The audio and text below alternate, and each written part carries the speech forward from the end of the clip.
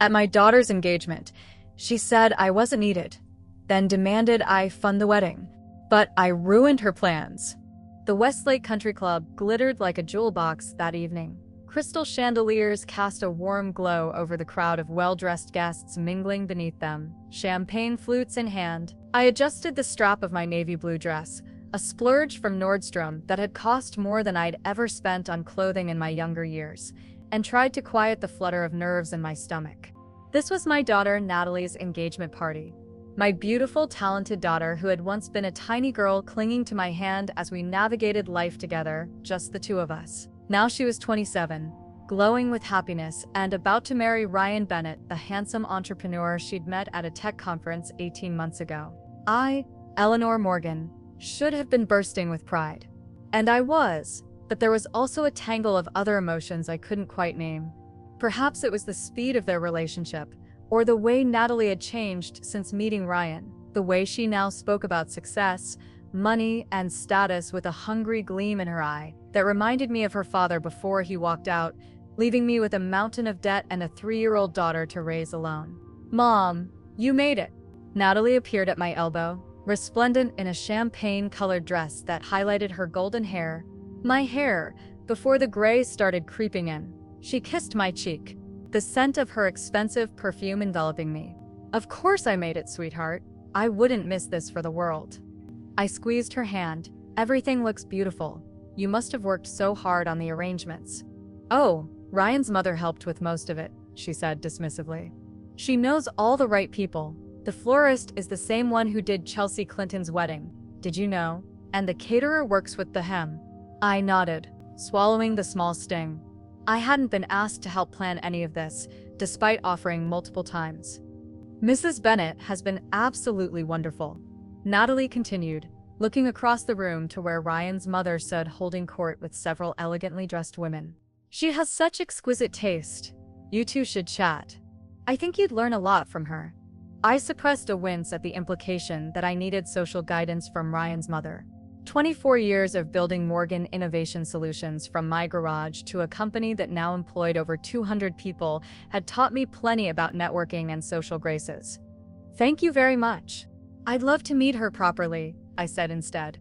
And Ryan's father too. I've only spoken with them briefly at the dinner last month. They're very busy people, Mom. Maybe later? Oh, there's Wilson. Ryan, look who's here. Natalie waved excitedly, already drifting away from me. Let me introduce you to the real power players in the room, she added, over her shoulder with a laugh that felt like a door closing in my face. I retreated to the bar, ordering a glass of Merlot and watching as my daughter and her fiancé worked the room like professionals. Ryan was certainly charismatic, tall, with a confident smile and the kind of energy that drew people in. He kept one hand at the small of Natalie's back, guiding her through the crowd with the assurance of someone who believed the world was his for the taking. Quite the golden couple, aren't they?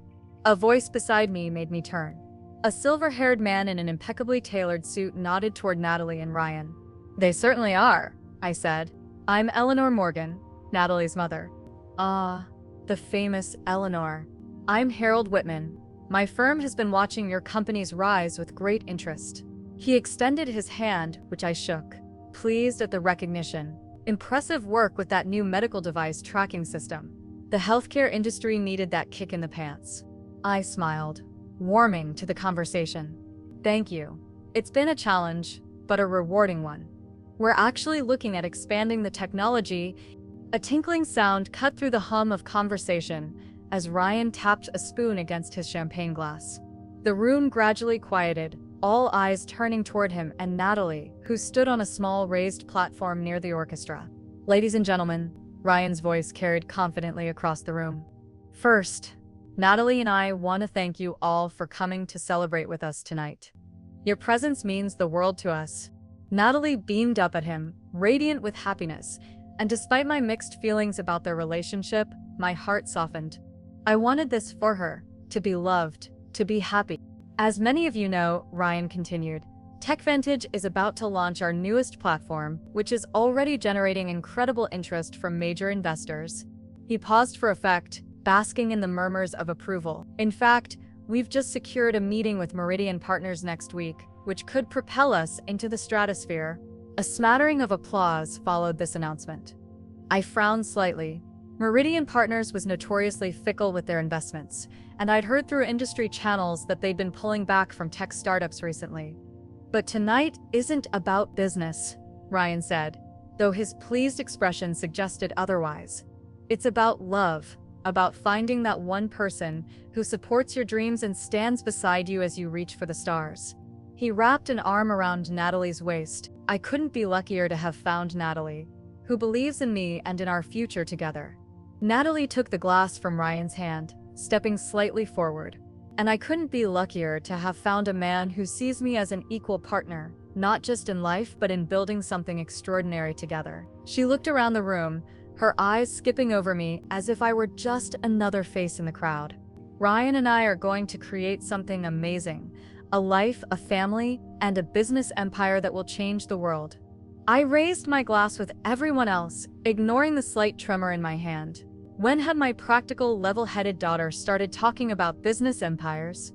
I know some of you might be wondering if we're rushing things, Natalie continued, her voice taking on an edge I didn't recognize, particularly those with more old-fashioned perspectives.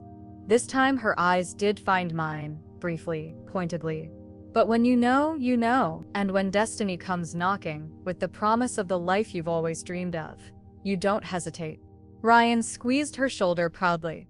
And speaking of not hesitating, we've decided not to have a long engagement. We're setting the date for exactly 3 months from today. Gasps and excited murmurs rippled through the crowd. 3 months? That was barely enough time to order invitations, let alone plan a wedding. Especially the kind of wedding that, judging by this engagement party, Natalie and Ryan seemed to envision. We know it's quick, Natalie laughed, the sound high and brittle, but we're on the fast track in every way. Why wait? Besides, with TechVantage's projections, we'll soon be able to afford any wedding we want, no matter how extravagant.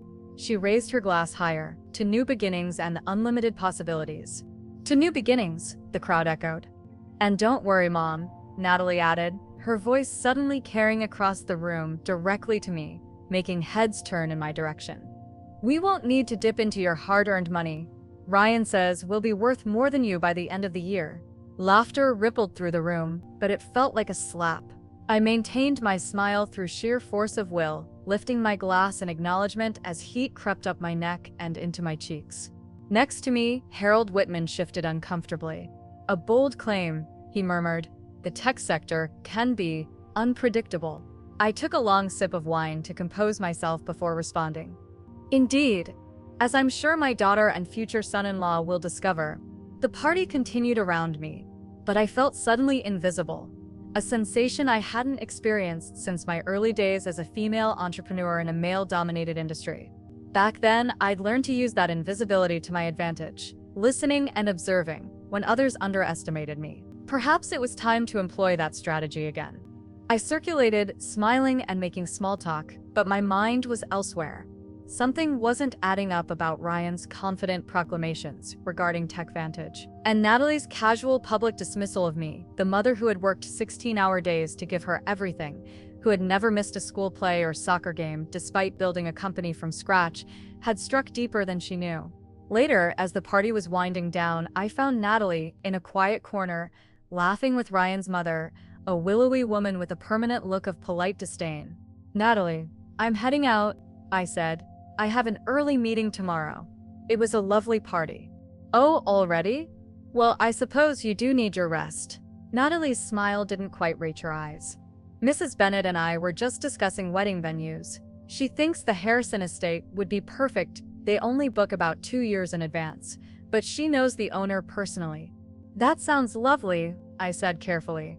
Though I thought you were planning for 3 months from now. Oh, we have ways of making things happen, Mrs. Bennett said with a conspiratorial smile at my daughter. When you move in the right circles, anything is possible. Mom was just telling me about her own wedding, Natalie said. It was featured in Vogue. Can you imagine? I couldn't help but think of my own wedding. A simple affair at the local community center with wilds I'd picked myself and a dress I'd saved for months to afford. I thought it beautiful at the time. Daniel had promised it was just the beginning, that someday he'd give me the world. 6 years later, he was gone. leaving nothing but broken promises and credit card debt. How wonderful, I said, forcing warmth into my voice.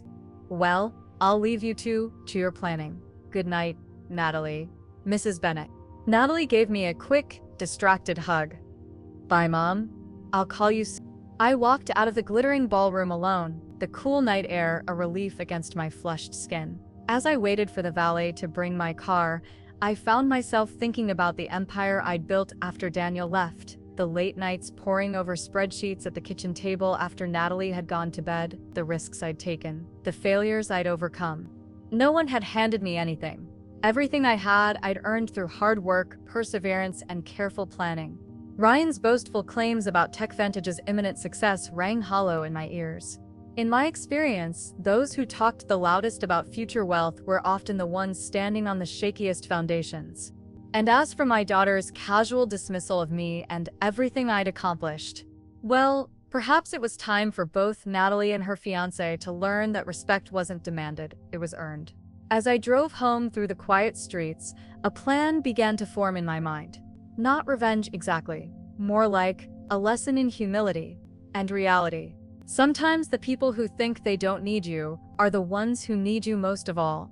And sometimes, the best way to teach that lesson is to give them exactly what they asked for, nothing at all. 3 weeks after the engagement party, I was deep in quarterly projections when my assistant buzzed through. Your daughter's on line 1, she says it's urgent. I frowned. Natalie hadn't called since the engagement party, not even to thank me for the generous check I'd written as an engagement gift. Natalie, is everything all right? Mom. Her voice sounded strained, missing its usual confident edge. Do you have a minute? I need to talk to you about something. 20 minutes later, I was sitting across from her at Bellamy's, an upscale cafe where a simple salad cost more than I used to spend on groceries for a week. When Natalie was small. She was already there when I arrived, fidgeting with her napkin, designer sunglasses perched on top of her head. Thanks for coming, she said, not quite meeting my eyes. I ordered you an Americano. What's going on, Natalie? You sounded upset. She exhaled, hands flat on the table. It's about the wedding. We've run into some challenges. I waited, noting the dark circles under her eyes, poorly concealed with makeup. The Harrison estate fell through, she continued. And then we found this incredible venue, Rosewood Manor, but they need a 50% deposit by next week to hold the date, and the total package is... She named a figure that made my eyebrows rise. That's quite a substantial amount for a wedding, I said carefully. It's what everyone in Ryan's circle expects. Natalie's chin lifted defensively. The Bennetts have a reputation to maintain. We're not talking about some backyard barbecue. The barbs stung. Daniel and I had held our reception in my parents' backyard, strung with fairy lights and filled with laughter. Besides, she continued, you always said you wanted me to have everything you didn't. This is my one special day. I'm just surprised, I said, stirring my coffee. At the engagement party, you seemed quite adamant that you wouldn't need any financial help. Ryan's business was about to make you both millionaires, as I recall. Natalie flushed.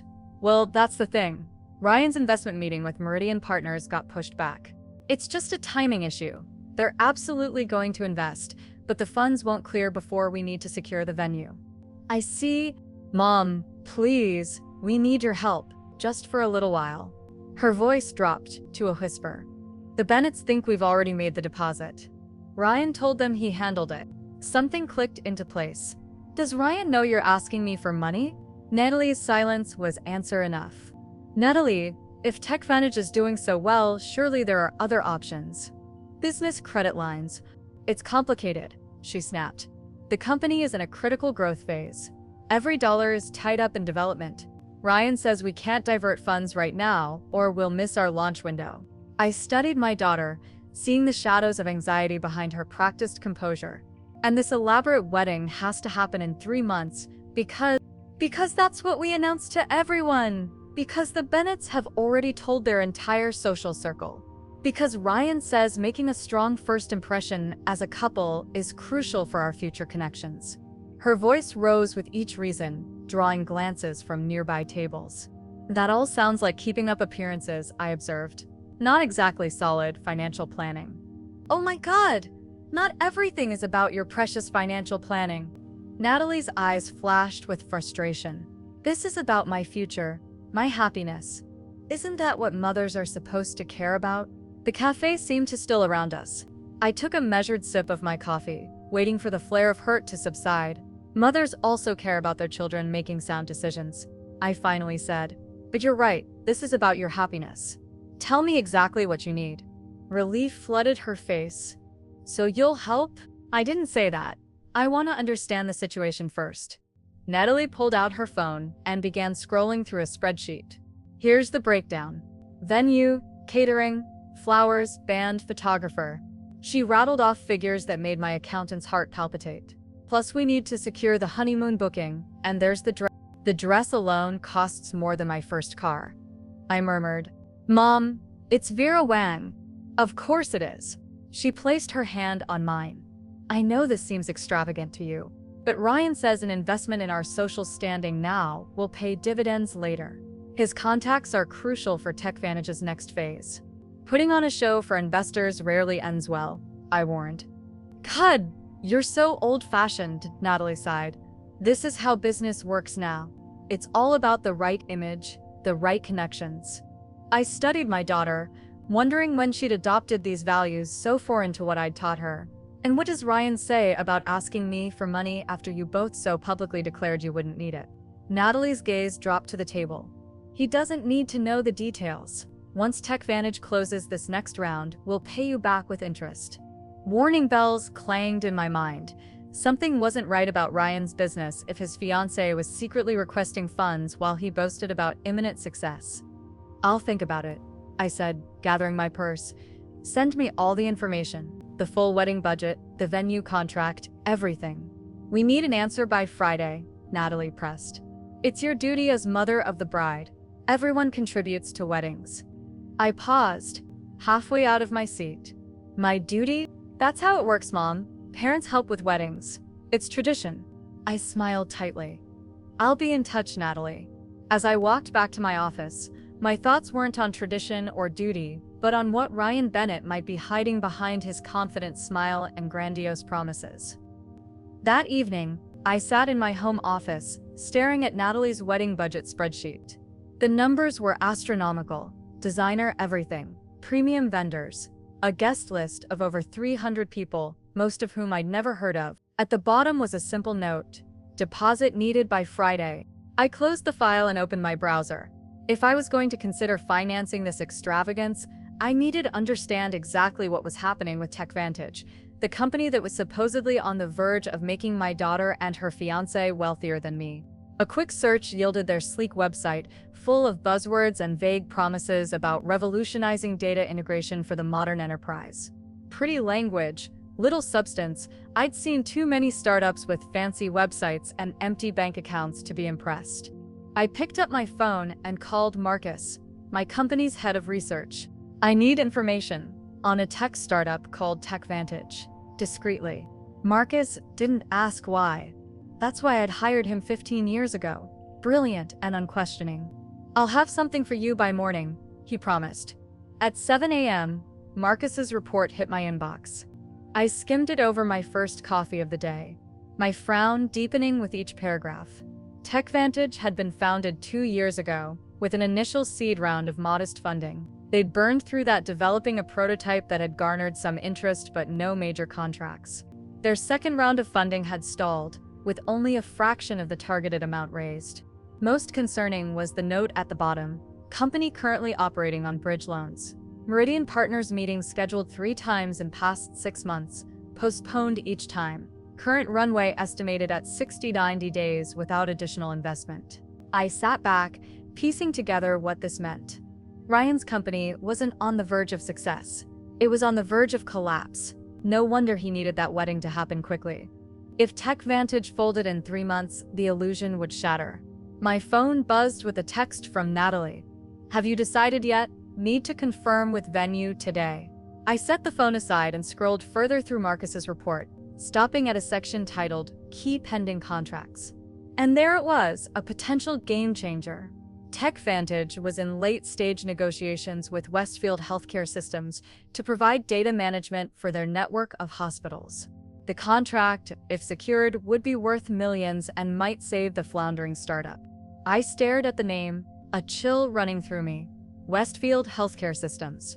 The very same company my board had approved acquiring last month in a quiet deal that wouldn't be announced publicly for another 2 weeks. I pulled up our acquisition documents, confirming what I already knew. Once our deal closed, I would effectively control Westfield's operational decisions, including which vendors they contracted with. The irony was almost too perfect. Ryan had no idea that his future mother-in-law, the woman he and Natalie had so publicly dismissed, now held the power to make or break the deal his company desperately needed. I poured a second cup of coffee and called my CFO. James, what's the status on the Westfield acquisition? Progressing smoothly. We're in the final review phase. Their board votes next Tuesday, but it's a formality at this point. And have they made any recent vendor commitments we should know about? Nothing major. Legal is reviewing a few pending contracts. Standard procedure. Why? Just doing my due diligence, I replied. Send me the list of those pending contracts, would you? Within the hour, I had confirmation. TechVantage's proposal was sitting on a Westfield executive's desk, awaiting final approval. Approval that would now require my company's sign-off once the acquisition was complete. My phone rang. Natalie again. Mom, did you get my text? We're losing the venue if we don't commit today. I'm still reviewing everything, Natalie, I said calmly. $45,000 isn't a decision I make lightly. It's not like you can't afford it, she snapped. I've seen the company reports. You're having your best quarter ever. I raised an eyebrow at that. Those reports weren't public. How exactly would you know that? A pause. Ryan has contacts in the industry. People talk. Another piece of the puzzle clicked into place. Ryan had been investigating my finances, probably to assess how much he could extract for this wedding. Perhaps that's why he'd pursued Natalie in the first place. Access to her mother's success. I need more time, I said firmly. We don't have more time. Ryan's parents are expecting us to secure this venue. They've already told everyone about it. Natalie, I said, keeping my voice level, if Ryan's business is so promising, surely he can front the deposit himself, and you can reimburse him after Meridian Partners invests. Silence stretched between us. Then, it's complicated. The company assets are tied up right now. I see. I tapped my pen against the acquisition documents. Tell you what, I'll have an answer for you tomorrow. I just need to check a few things first. After hanging up, I sat for a long time, staring at the photographs on my desk. Natalie as a gap-toothed 7-year-old. Natalie at her high school graduation, beaming with pride as I hugged her. Natalie at her college commencement, the first in our family to earn a degree. Where had that girl gone? And how had she transformed into someone who would dismiss her mother one moment and demand her money the next? I picked up my office phone and dialed my VP of Operations. Rachel, I need you to take a second look at the Westfield acquisition. Specifically, I want a review of their pending vendor contracts. I'm concerned about compatibility with our systems. I hung up, a plan forming. I wouldn't confront Natalie or Ryan directly. That would only push them further away, make them more defensive. Instead, I would let reality deliver the lesson they so desperately needed to learn. Sometimes the most powerful move is the one your opponent never sees coming. The next morning, I stood at my office window, watching the city wake up. My decision had crystallized during a sleepless night. I wouldn't give Natalie the wedding money, not yet. Anyway. But I wouldn't simply refuse and create a permanent rift either. Instead, I would orchestrate a scenario that would force both Natalie and Ryan to face reality. My assistant knocked once before entering, with a stack of reports. The Westfield files you requested, she said, placing them on my desk. And Miss Rachel called. She said to tell you she's found some concerning irregularities in the vendor contracts. Thank you, Linda. Hold my calls for the next hour. Once alone, I spread the documents across my desk. The TechVantage proposal to Westfield was impressively written but built on shaky technical foundations. No wonder Westfield had hesitated to sign. Their technical team had flagged several implementation concerns. I picked up the phone and called Rachel. Tell me about these irregularities. It's the data integration contract, she explained. TechVantage is promising capabilities they haven't demonstrated in any previous implementation. Their timeline is unrealistic, and the penalty clauses are minimal. If we inherit this contract, we could be stuck with an underperforming system and limited recourse. I tapped my pen against the proposal. What alternatives do we have? Data Core Systems has a similar product with a proven track record. They've implemented successfully at 3 hospital networks already. Their proposal is actually on file as Westfield's second choice.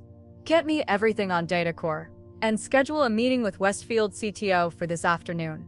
Tell him we need to discuss vendor strategies before the acquisition finalizes.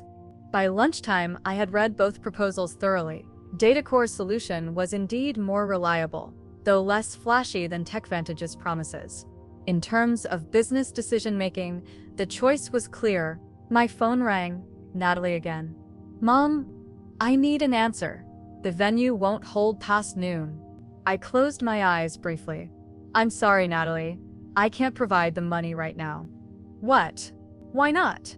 I have some concerns about the stability of your financial situation, specifically about TechVantage's prospects. A sharp intake of breath. You've been investigating Ryan's company? How dare you? I'm a businesswoman, Natalie. I do my due diligence before making large investments. This isn't an investment, it's my wedding. Her voice cracked. You're ruining everything because of your control issues. I'm trying to protect you, I said firmly. Has Ryan told you about TechVantage's real financial situation? About the failed funding rounds? The bridge loans keeping them afloat? Silence. Then, you don't know what you're talking about. Ryan says they're on the verge of closing 2 major deals. I could have told her then about Westfield, about my power to influence TechVantage's fate. Instead, I said, ask him about those deals directly. Ask to see the company financials. I don't need to. I trust him. She was nearly shouting now. This is exactly why I didn't want your money in the first place. The strings attached, the judgment, the need to control everything. Then, why are you asking for it now? The question hung between us. Finally, she whispered, we need more time. Just until the Westfield contract comes through. Ryan says it's a sure thing. My heart ached at the desperation in her voice. She truly had no idea. I'll make you a deal, I said carefully. I won't give you the money today, but if TechVantage secures the Westfield contract by the end of the month, I'll cover the entire wedding, not just the deposit. That's 3 weeks away. The venue, take it or leave it, Natalie. That's my offer. After she hung up, I sat in silence, weighing the morality of what I was about to do. Not just as a businesswoman, but as a mother. Then I picked up the phone and made 3 calls. First to the Westfield CTO, postponing our meeting until next week, delaying any decision on the pending contracts. Second, to my legal team, instructing them to prepare documentation, transferring the acquisition review authority for Westfield's vendor contracts to a specific committee, one that wouldn't convene until after the acquisition was announced publicly. And third, to Data Core Systems, inviting their CEO to dinner to discuss a potential strategic partnership. None of these actions directly targeted TechVantage. I was simply making sound business decisions that benefited my company while ensuring Westfield didn't rush into a risky contract before our acquisition finalized. The fact that these decisions would effectively cut off Ryan's last financial lifeline was an unfortunate side effect. Or at least, that's what I told myself. That evening, I composed an email to Natalie. I've reconsidered. You're right, a mother should support her daughter's wedding. I've transferred $10,000 to your account as a gesture of good faith. We can discuss the remainder after you and Ryan have had a chance to review your budget priorities. Perhaps a smaller, more intimate celebration would be meaningful without the financial strain. I love you, Mom. The money wouldn't save their plans, but it would prevent them from blaming me entirely when everything fell apart. And it would buy time for my strategy to unfold.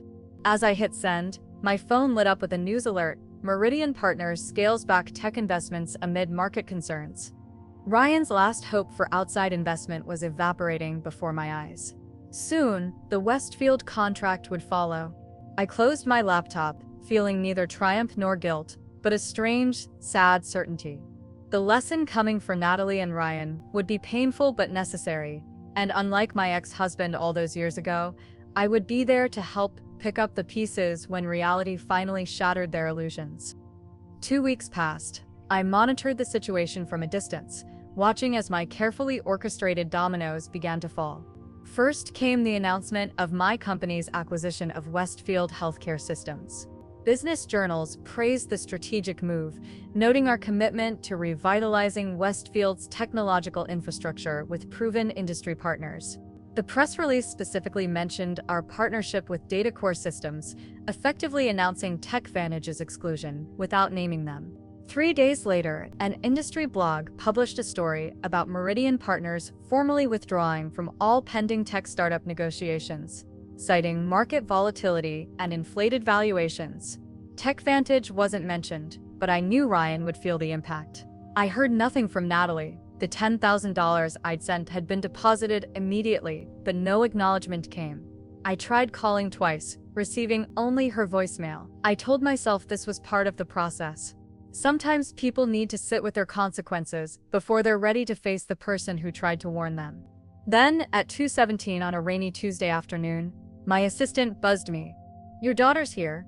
She doesn't have an appointment, but send her in," I said, closing my laptop. Natalie stormed through the door, a shadow of the confident young woman who had dismissed me at her engagement party. Her hair was pulled back in a messy ponytail, her face pale and drawn. The designer handbag she clutched had a coffee stain on one side. "You did this," she said, her voice dangerously quiet. "Somehow you did this." I gestured to the chair across from my desk. "Sit down, Natalie."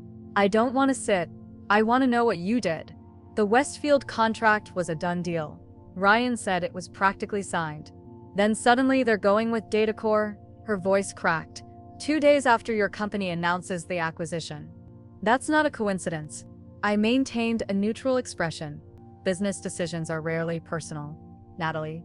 Westfield chose the vendor with the most proven track record. Don't give me that corporate bullshit.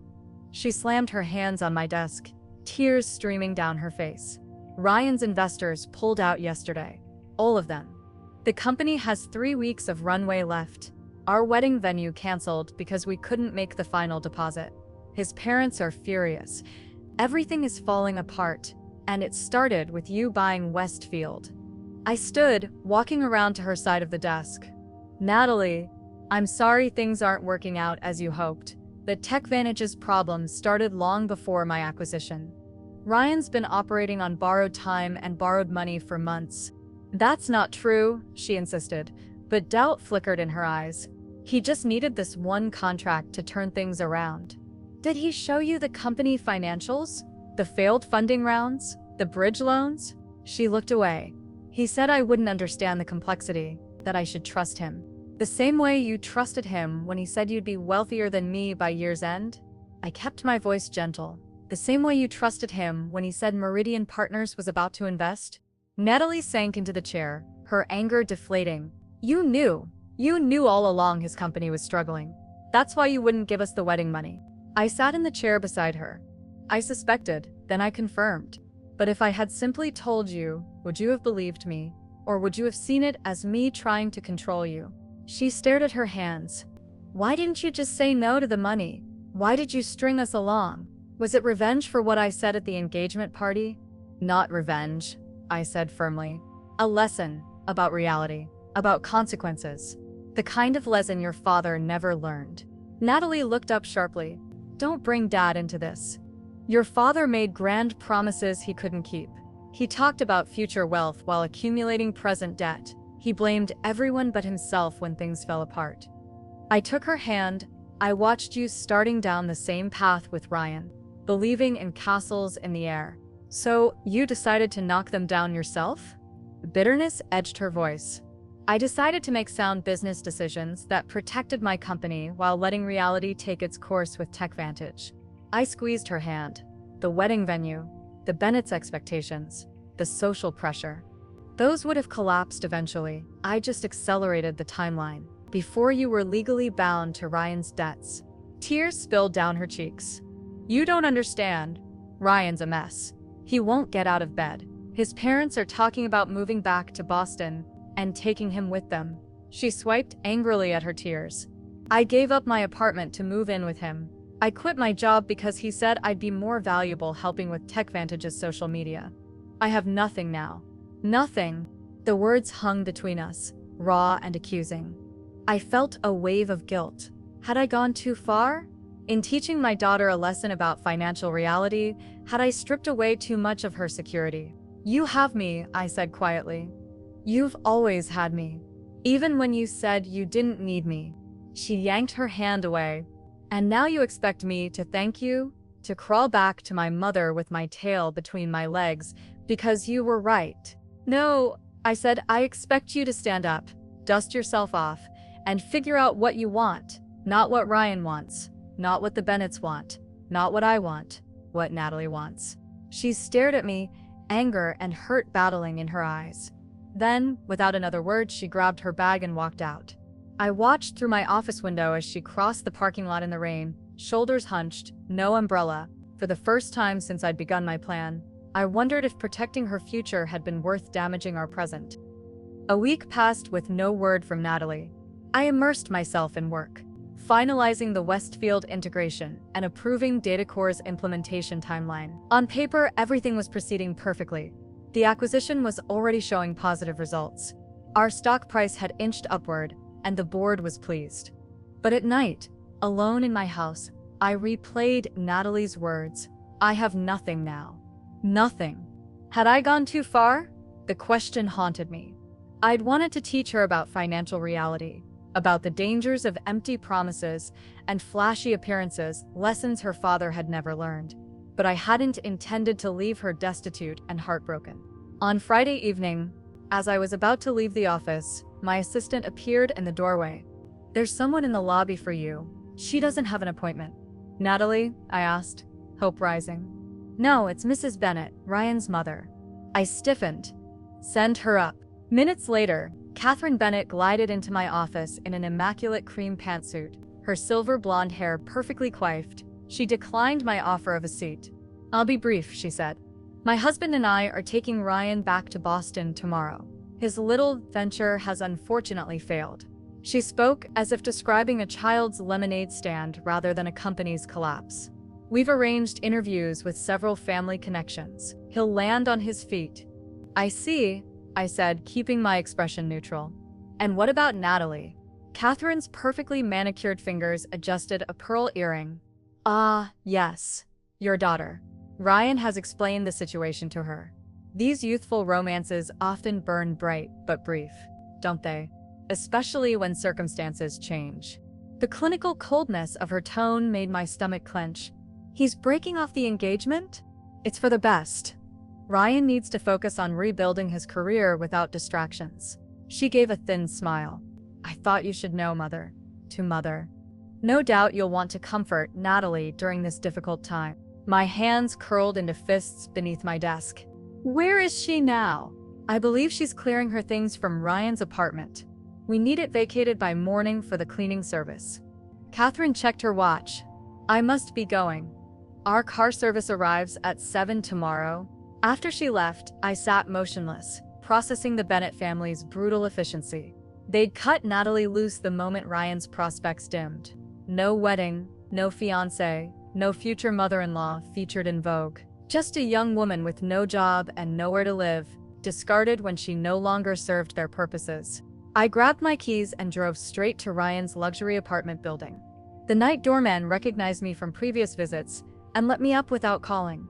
I knocked on the apartment door, hearing muffled sounds within. "Natalie, it's Mom." The door opened to reveal my daughter, eyes red-rimmed, surrounded by half-packed boxes. Behind her, the apartment was in disarray. Drawers pulled open, clothes strewn across furniture, empty wine bottles on the counter. "What are you doing here?" she asked flatly. "Catherine Bennett paid me a visit." Natalie's face crumpled. "Come to gloat to tell me you were right about Ryan all along?" "No," I said gently. "I came to take you home." She stared at me for a long moment, then stepped aside to let me in. The apartment told the story of a hasty retreat. Ryan's belongings, mostly gone, leaving Natalie's possessions scattered like shipwreck debris. "He left this morning," she said, collapsing onto the sofa. "Said it wasn't working, that we needed to be realistic about our futures. After everything I gave up for him," she laughed bitterly. His mother called an hour ago, told me they need the apartment cleared by tomorrow. 2 months ago, they were calling me daughter, and now they won't even let me stay until I find a new place. I sat beside her, taking in the scope of her devastation. My plan had succeeded beyond my expectations, but the victory felt hollow. I was right about Ryan, I said quietly, but I was wrong about how to handle it. I shouldn't have manipulated the situation from the shadows. I should have been honest with you from the start. Natalie wiped her eyes. Would I have listened? Probably not, but that would have been your choice. I took her hand. Instead, I chose for you. I protected my successful daughter from making her own mistakes. Like I protected you from paying for an extravagant wedding to a man who abandoned me the minute his business failed. She met my gaze, something of her old spirit flickering in her eyes. Maybe we're more alike than either of us wanted to admit, I said. A ghost of a smile touched her lips. Stubborn, proud, willing to go to extreme lengths to prove a point. I learned it from raising you, I countered, squeezing her hand. We sat in silence, the weight of mutual recognition between us. Finally, she spoke. What happens now? That depends on what you want. Your old room is still there, or I can help you find your own place. You could come back to work at Morgan Innovation. We still need a marketing director. Or you could do something completely different. Your choice. She nodded slowly. I need time to think. To figure out who I am without Ryan. Without the Bennett's social circle. Take all the time you need, I said. But let's start by getting your things out of this apartment. Tonight. 3 hours later, we loaded the last box into my SUV. As Natalie handed her keys to the doorman, I saw something in her posture change. A straightening of the spine. A lifting of the chin. Subtle but unmistakable. The gesture reminded me of myself. 24 years ago, walking away from Daniel's empty promises with a toddler in tow and nothing but determination to guide me. My victory wasn't in ruining Ryan's plans or proving I was right. It was in watching my daughter begin to reclaim herself, humbled but unbroken, ready to rebuild on stronger foundations, just like her mother had once done.